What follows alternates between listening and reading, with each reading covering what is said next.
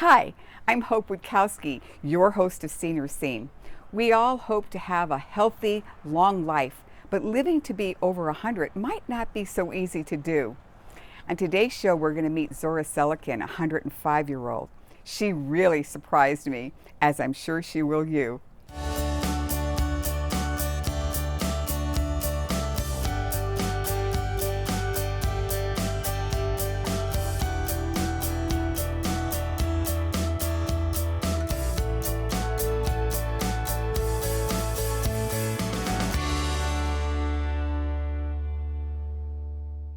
According to the U.S. Census Bureau, the percentage of people in the United States living past 100 is just 1/5 of 1%.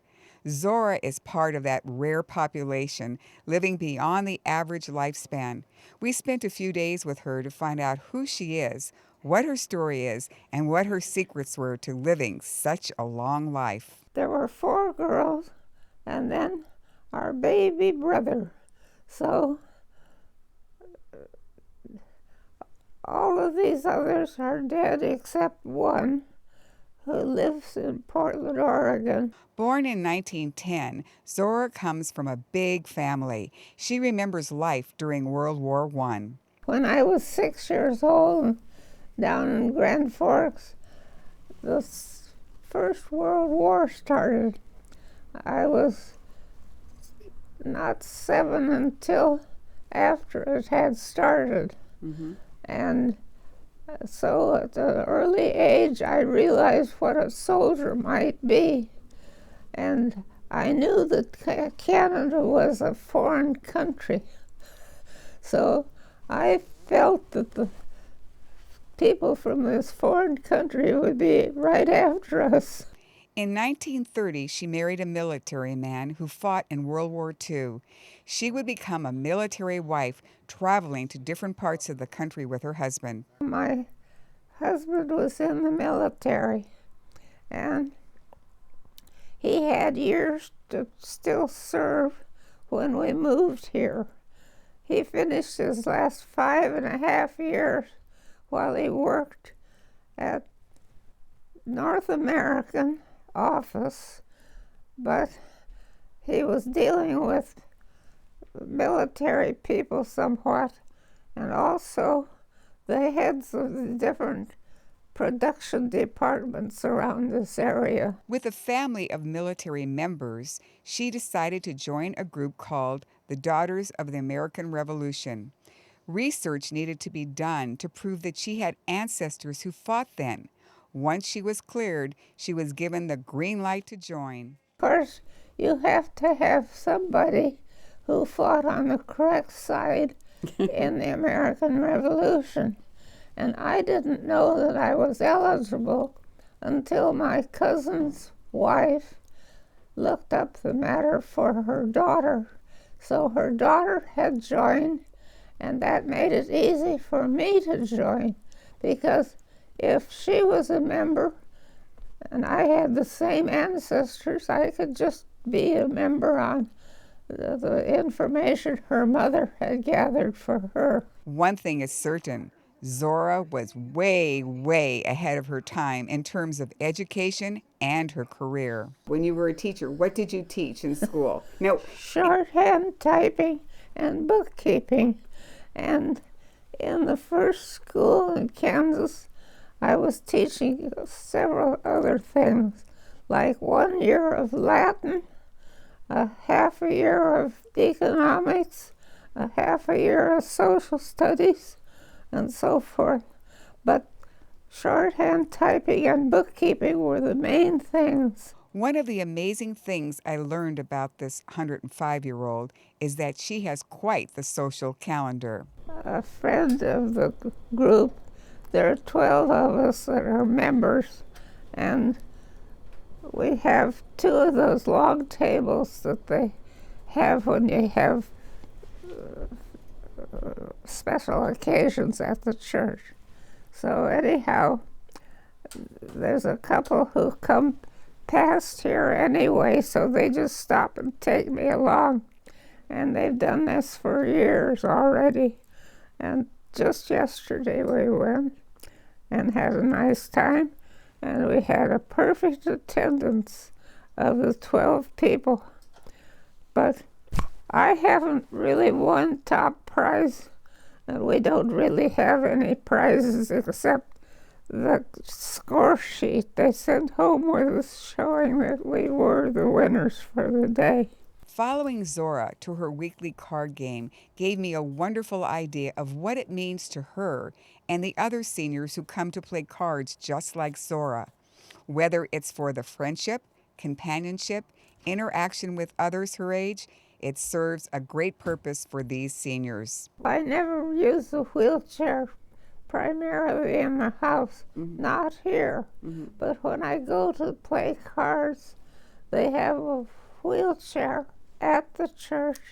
I go directly from the car to the wheelchair to the card and back and home and up those steps. It's so fun.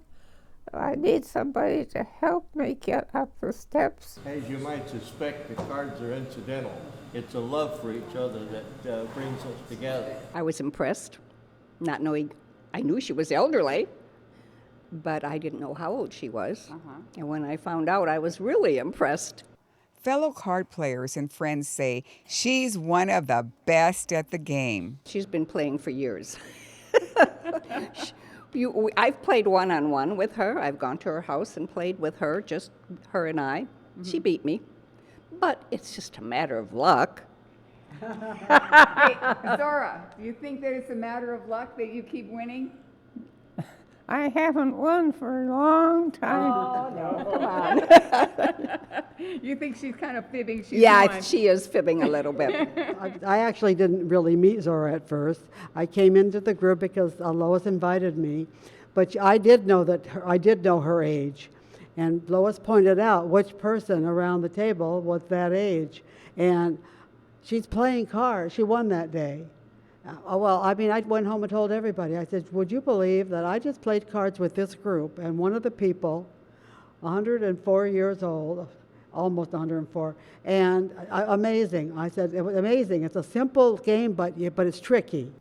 The inspirational thing about Zora is that she dispels all the stereotypes of the elderly. I've been playing cards with Zora for 5 years, and just a beautiful person to work with.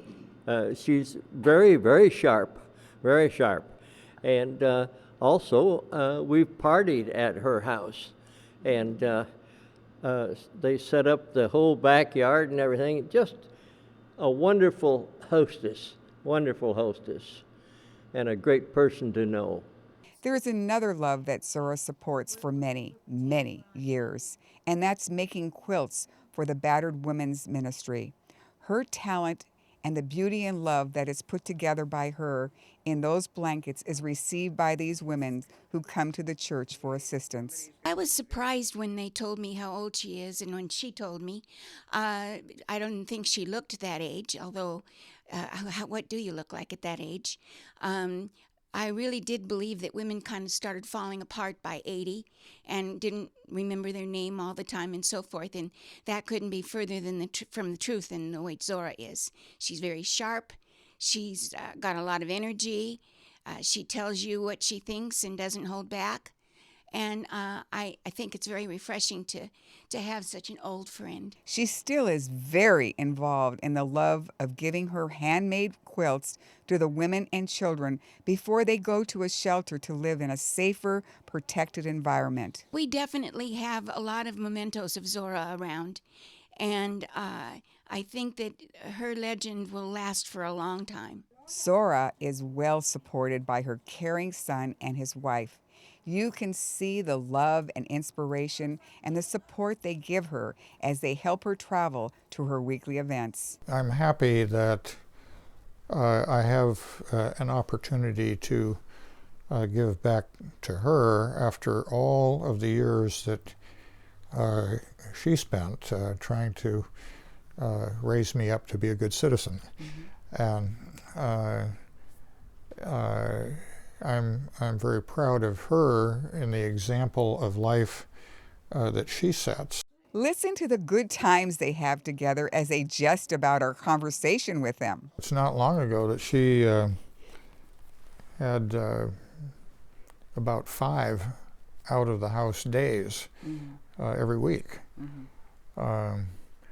She was part of the quilting club. She's still part of the card club.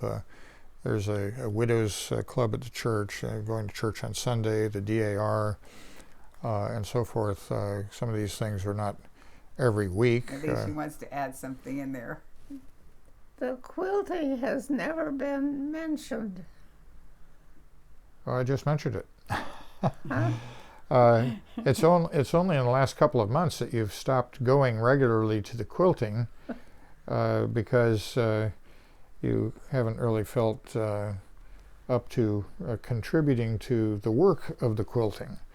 But they're pleased as can be every time you show up. One of the wonderful things is looking at old family photos and reminiscing about what this picture is, when it was taken, how old were the family members. Also, her son emphasizes the greatest teaching his mother gave him. She taught me to have respect for the underprivileged, and I think that is a very valuable lesson and very beautifully taught, not by scolding me, but just setting an example. Zora now has birthday parties with all her friends on a monthly basis as she gets closer to turning 106 years old in May of 2016. I had to ask her what her secret is to living a long life. Just being moderate about everything and avoiding things that are not contributing to good health. I like to have breakfast as soon as I get up. And one of the things we have for breakfast is something we learned when we were little kids at home. We had a German stepfather, and he introduced us to sour milk, which we called clabber. And so I like to have a dish of that each morning. But anyway, I think having good teeth is a good part of a person's good health. I found out her favorite TV shows are 60 Minutes and Jeopardy. Guess that's what helps her brain keep so young and staying engaged in the world today, too. Her 70-year-old son has his thoughts on her longevity. I think one of the things that really distinguishes her is that she doesn't waste emotional energy harboring grudges. If it's something she doesn't like, she just gets it right out and is done with it. As I was growing up, she taught by her own example many lessons that I now value very much. Meeting Zora and her family invigorates a very famous saying of mine, that age, it's just a number. I think the favorite things about Zora to me is her friendliness and her personality. I'm Hope Witkowsky reminding you, knowledge, it's a powerful tool. Tune in next time to Senior Scene for more secrets on successful aging.